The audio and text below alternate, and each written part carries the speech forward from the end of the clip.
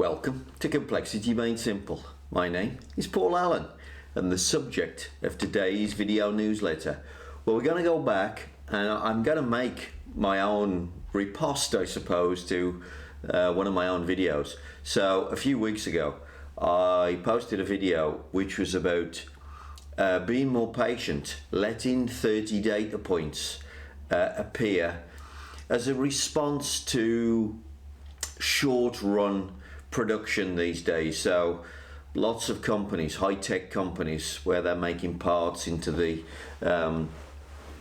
aerospace industry, are often making small batches, and they simply do not have the patience to wait for 30 data points to appear. They have to keep adjusting the process backwards and forwards, and they learn nothing about their process capability, and they waste fortunes. What I basically said was, hey guys, be patient, let 30 data points appear and save yourselves a fortune. Well, today we're going to take a look actually in the opposite direction, because really what I was talking about wasn't so much about be patient, but use a sample size. Use statistics to your advantage.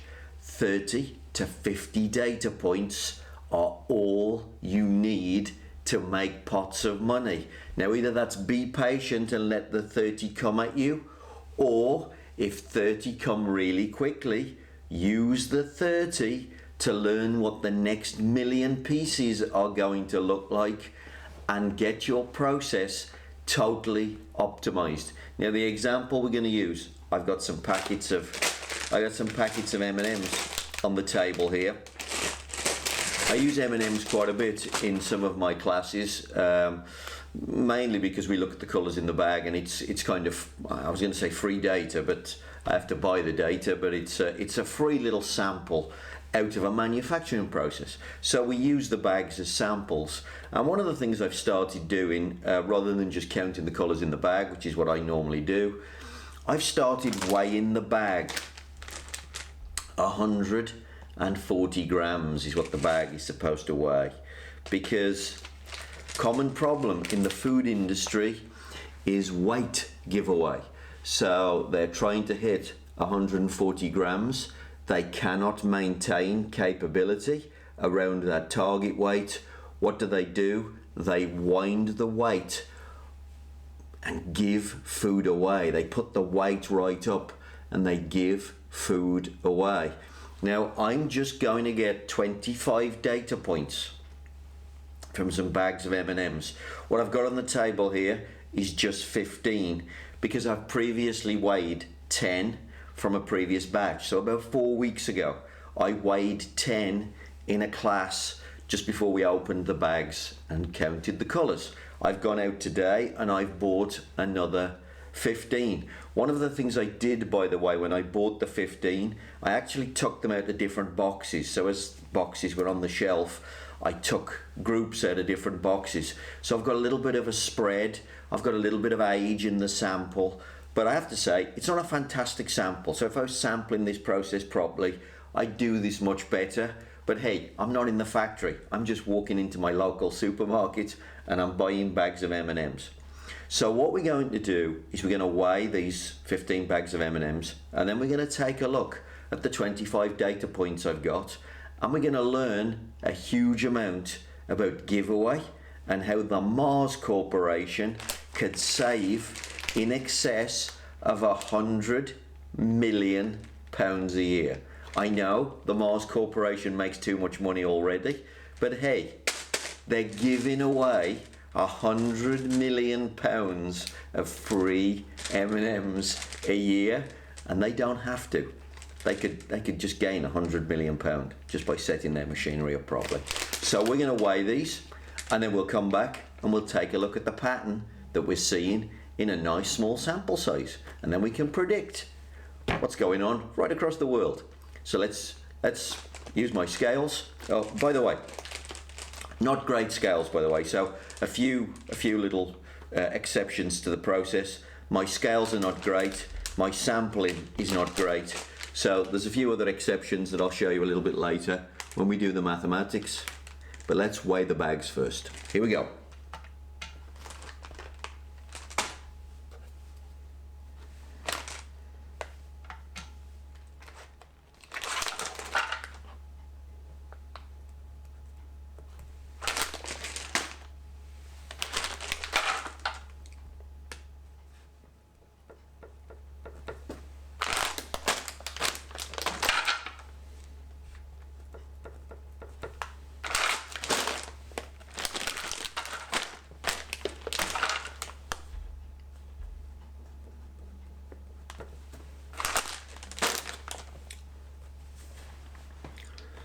Okay, now I've got the data. What I'm simply going to do is put that data into an Excel spreadsheet with the other data that I collected a few weeks ago, and we'll take a look at what pattern has been created and how much money there is to be saved.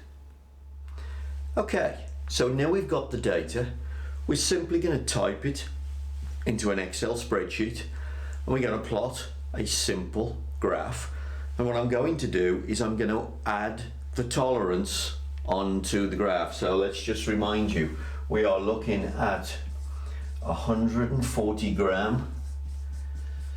They are peanut M&Ms. Now I'm going to use the peanut, so there's a few assumptions in what I'm about to do. I'm going to use the peanut M&Ms as a substitute for all the performance across the whole world of the way that Mars bag their M&Ms. Okay, so I've just happened to collect the data from one product. I'm making an assumption that my scales are okay. I'm making an assumption that all the bagging machinery has got the same capability across the world. So I'm kind of stretching the point a little bit. I accept that, but I'm just making a point. This is how quickly you can make money with almost no data at all if you understand a statistical sample size and you just understand process capability. This is how fast you can make cash. So okay, it's 140 gram peanut M&Ms. Let's take a look at this data on a graph. Now, as you can see, the data, it's very clear. We're ranging from 144 grams to 147 grams. The capability of the equipment that they've got is terrific. Now, this equipment is based somewhere in Eastern Europe because these are European bagged peanut M&Ms. It's relatively new equipment, I think, but even so, you know, I would assume that maybe a lot of the equipment worldwide in the Mars Corporation has this capability. It is a very capable process, but what they are doing is they are sitting the average up at 145 grams essentially. So, okay, how much are they actually giving away?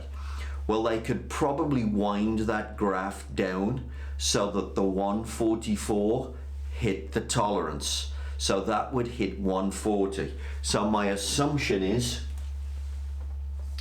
they're giving away, this is the giveaway, they're giving away 4 grams per bag. But if they just plotted this graph, showed it to the operator, yeah, he doesn't need to see the weigh checker, by the way, that's doing thousands and thousands of data points. That's just going to confuse him because he's adjusting the process way too much. It's not creating a good estimate of what's going on. So they're giving away 4 grams. Now, 4 grams out of 140 grams, well, it's the equivalent of just short, I'm going to round it up just for the sake of it. So they are giving away 3%, and I'm going to assume they're giving away 3% all over the world in every bag of M&Ms that they're distributing and selling. Now, I googled some information, and the information told me 400 million M&Ms It's a hell of a number, isn't it? 400 million M&Ms a day are produced. Okay, so we're giving away 3% of 400 million. Okay, so if I multiply that by 3%, what do I get? Well, we end up with 12 million M&Ms a day. That's given away. That's how many they give away free, because they overfill the bag. Okay, so we've got 12 million now. I need to know roughly how many's in. Now I've used a chocolate bag in this case. So in a chocolate bag, there is approximately 50 M&Ms in a bag. So if I divide this thing by 50, what do we get? Well, we find out that they're giving away 240,000, or the equivalent of giving away 240,000 free bags of M&Ms every single day. And finally, well, if I multiply that up by the cost of the bag, so in the UK, these little bags of M&Ms, how much are they worth? They're worth £1.50. So if I multiply this, actually £1.49, I think I just checked online. So if I multiply that by £1.49, what do I get? Well, I get 357,600 pound per day they give away. Okay, so and if you multiply that, now I've only multiplied this by 300 days, so I've assumed that they're only producing for 300 days, or we're only eating M&Ms for 300 days. That probably wouldn't be true, so this number could be a lot worse. But if I multiply that by 300 days a year, what do you get? You get 107 million pounds a day that the Mars Corporation give us for free. I know, they're way too generous, aren't they? They make a shed load of money, and I'm saying they could make 107 million pounds a year more profit if they stopped giving away 3% in their bags. Now, how would you do this? Well, take a look at this graph. You just need a pencil and a piece of paper. You don't even need to do this. You don't even need to do this in an Excel spreadsheet.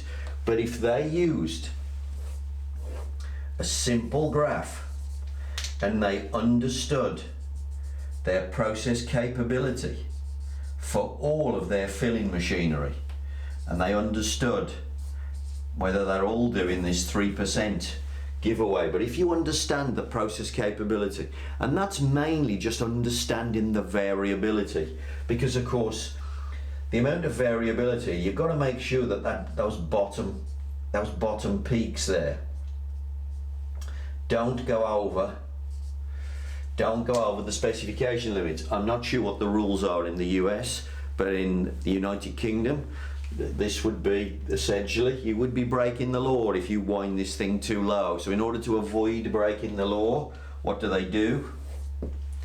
Well, they give away large sums of money every single day.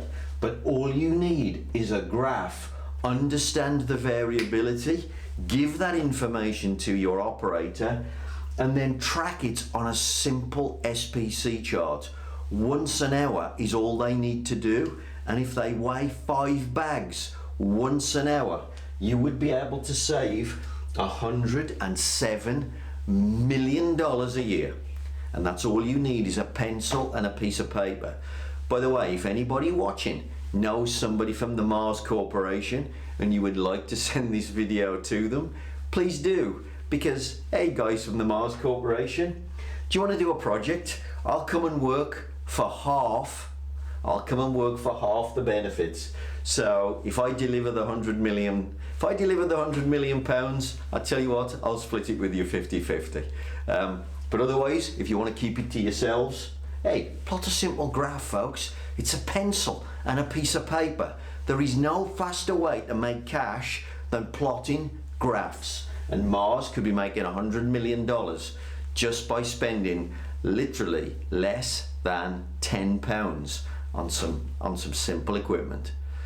That is the power of the simple graph, and that is how to stop giveaway in the food industry.